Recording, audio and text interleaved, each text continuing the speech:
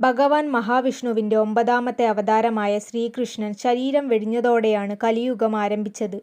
കലിയുഗത്തിൽ ധർമ്മമില്ലാതാകുകയും അധർമ്മം നിലനിൽക്കുകയും ചെയ്യും. മനുഷ്യർ സത്യവും നീതിയും ഉപേക്ഷിച്ച് അധാർമികമായ ജീവിതം നയിക്കുകയും ചെയ്യും. രാജ്യം ഭരിക്കുന്നവരുടെ ലക്ഷ്യം പണം മാത്രമായിരിക്കും. ഇതുമൂലം രോഗങ്ങൾ കൊണ്ടും വരൾച്ച കൊണ്ടും കൊടുങ്കാറ്റ് തുടങ്ങിയ പ്രകൃതിക്ഷോഭങ്ങൾ കൊണ്ടും ജനങ്ങൾ കഷ്ടത അനുഭവിക്കും. അങ്ങനെ ദുഷ്ടന്മാർ ഈ ലോകം മുഴുവൻ കീഴടക്കുകയും സത്യവും നീതിയും ഇല്ലാതാക്കുകയും ചെയ്യും. അങ്ങനെ കലിയുഗത്തിന്റെ അവസാന ഘട്ടത്തിൽ സത്യവും നീതിയും പുനഃസ്ഥാപിക്കാൻ മഹാവിഷ്ണു 10ാമതായി അവതാരമെടുക്കും. മഹാവിഷ്ണുവിന്റെ വരാൻ പോകുന്ന 10ാമത്തെ അവതാരമാണ് കൽക്കി. അതുകൊണ്ടുതന്നെ മുൻപ് ജീവിച്ചിരുന്നവരിൽ ആരും തന്നെയല്ല പുരാണങ്ങളിൽ പറയുന്ന കൽക്കി.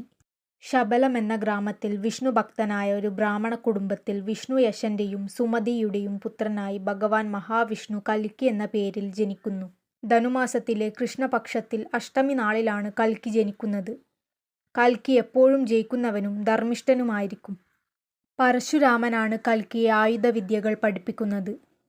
ദേവദത്തം എന്ന ചിറകുള്ള വെള്ളക്കുതിരയെ കൽക്കി വാഹനമാക്കുകയും കത്തിജ്വലിക്കുന്ന ഗദ്ഗദത്തെ ആയുധമാക്കി ദുഷ്ടന്മാരെ മുഴുവൻ കൽക്കി നിഗ്രഹിക്കും. കൽക്കി ദുഷ്ടന്മാരെയെല്ലാം നിഗ്രഹിച്ച് ധർമ്മം പുനഃസ്ഥാപിക്കുകയും ചെയ്യുന്നതോടെ കലിയുഗം അവസാനിക്കും. അതോടെ സത്യത്തിന്റെയും ധർമ്മത്തിന്റെയും യുഗമായ കൃതയുഗം ആരംഭിക്കുകയും ചെയ്യും. അതോടെ അവതാര ലക്ഷ്യം പൂർത്തിയാക്കി കൽക്കി തിരിച്ചു പോകും. കലിയുഗം എന്നത് 4,32,000 വർഷമാണ്.